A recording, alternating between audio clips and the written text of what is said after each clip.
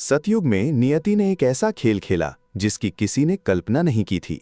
भगवान विष्णु के दो अवतार नर और नारायण को अपने ही आराध्य देवों के देव महादेव से युद्ध करना पड़ा। फिर ऐसा क्या था कि इन दो परम शक्तियों को एक दूसरे के खिलाफ खड़ा होना पड़ा, और जब शिव का प्रलयनकारी अस्त्र नर नारायण से टकराया तो क्या उसी क्षण नर नारायण का अंत हो गया या फिर उन्होंने महादेव को हरा दिया। इस रोंगटे खड़े कर देने वाली कहानी की शुरुआत माता सती के आत्मदाह से हुई। शिव के विनाशकारी तांडव ने दक्ष के पूरे यज्ञ को तहस नहस कर दिया। अपना विनाश सामने देखकर उस महायज्ञ की आत्मा यानी यज्ञ पुरुष बुरी तरह घबरा गया और शिव के क्रोध से बचने के लिए एक हिरण का रूप लेकर आकाश की ओर भाग निकला। लेकिन शिव कहाँ रुकने वाले थे। उन्होंने अपना पिनाक धनुष उठाया और उस हिरण के पीछे दौड़ पड़े। अपनी जान बचाने के लिए वो हिरण तीनों लोकों में भटकता रहा, लेकिन महादेव के डर से किसी ने उसे पनाह नहीं दिया। अंत में देवर्षि नारद ने उसे रास्ता दिखाते हुए कहा, इस प्रलय से तुम्हें केवल श्री हरि विष्णु बचा सकते हैं।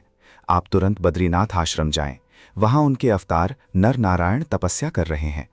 कांपता हुआ हिरण सीधे बद्रीनाथ आश्रम पहुंचा और नर नारायण की शरण में गिर पड़ा। लेकिन अगले ही पल वहां क्रोधित महादेव प्रकट हुए और गरजे, ये यज्ञ मेरा अपराधी है, इसे मुझे सौंप दो वरना आज कोई नहीं बचेगा। लेकिन नर नारायण तो साक्षात विष्णु के रूप थे। उन्होंने पूरी विनम्रता लेकिन अटूट दृढ़ता के साथ कहा, हे महादेव, शरणगत की रक्षा ही हमारा धर्म है।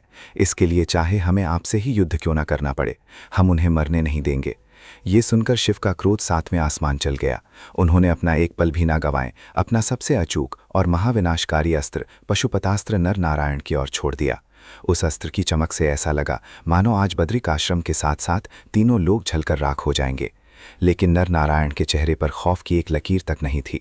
उन्होंने महादेव पर प्रहार करने के लिए कोई दिव्य अस्त्र नहीं उठाया, बल्कि जमीन से घास की एक सूखा तिनका उठाया और अपने अजय तपोबल से भरे उस तिनके को उन्होंने शिव के महाविनाशकारी अस्त्र की ओर उछाल दिया।